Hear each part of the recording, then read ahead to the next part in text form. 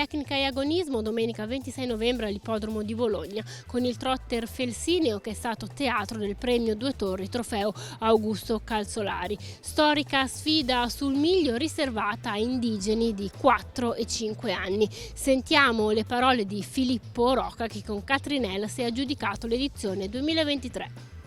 Dall'1 al 4 partivano, però ero abbastanza fiducioso nonostante il 6 perché Capitan Cash è un cavallo che non parte, quindi diciamo che avevo modo di prenderla ancora meglio, e poi lei proprio ai primi 50 metri secchi che è difficile trovare un cavallo che li ha come lei, ecco, per cui poi dopo la corsa si è risolta lì. Forse non mi aspettavo un po' quell'attacco di Corallo Pisano, perché una volta rimasto scoperto comunque c'è 28 e 6 i primi 4, però dopo ho sempre controllato anche il finale di contro, una volta che all'ingresso in retta ho visto che la Calla ha risposto molto bene, non ho neanche levato i tappi, ha vinto ancora bene, ecco.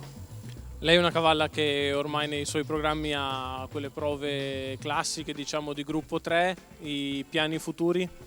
A piani futuri vorrei fare il Royal Mares, l'unica cosa bisogna vedere un po' i numeri, ecco, perché se sorteggia la prima fila è un discorso, la seconda bisognerà vedere il numero, però è anche vero che tanto io penso che voglio correre anche da dietro perché la cavalla merita, è volante, piuttosto che fare un altro centrale vorrei provarci, speriamo nel sorteggio. Il premio Due Torri da anni ricorda la figura dell'avvocato Augusto Calzolari che per anni ha ricoperto il ruolo di vicepresidente della società Cesenate Corsa al Trotto e poi di Ippogruppo. Sentiamo il commento del figlio Umberto. È una bellissima giornata di sport, di spettacolo, con le famiglie, anche col sole, i bambini, coi pony, insomma ancora un ippodromo veramente vivo e vissuto, e quindi è un piacere partecipare soprattutto anche con corse di questo livello tecnico. Insomma, dobbiamo difendere il nostro arcoveggio. Ospite della giornata è stato anche il giornalista Giuseppe Tassi che proprio all'Arcoveggio ha presentato il suo libro Dal cortile al Mondial.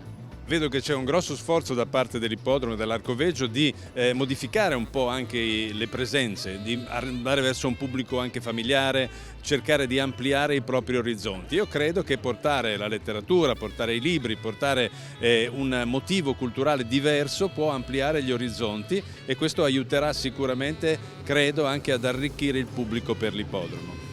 Altro evento clou è stata la sfida abbinata al Palio dei proprietari selezione Emilia-Romagna, nella quale hanno strappato il pass per la finale che si terrà il 16 dicembre all'ippodromo di Trieste, Can dei Greppi e Balsamo Leone. Andiamo a sentire il vincitore. Era una cavalla attesa, è una cavalla comunque che ha fatto 11 una settimana fa, e quindi c'era, sì, ok, è una cavalla che ha fatto vedere andare forte, ma c'era l'incognita della corsa vicino, perché comunque è passato solo una settimana. Avevo un po' paura di quello, per il resto hanno fatto tutto mio papà a prepararla, la cavalla, e Alessandro, il suo proprietario, che ha voluto correre, che io ero un po' contro, e adesso vedremo se fare la finale o no, dopo ci pensiamo, però intanto ha fatto 13-2000 metri oggi con i nastri, e poi dopo così si amplia un po' il programma. È una cavalla che può correre macchina, nastri, si vedrà anche magari qualche corsa in Francia, perché è una cavalla adatta secondo me a queste cose, e bravi loro. Protagonisti della giornata sono stati anche numerosi bambini presenti che a bordo pista hanno potuto cimentarsi in laboratori creativi, prove in sella ai pony e visitare le scuderie a bordo dell'ippotram.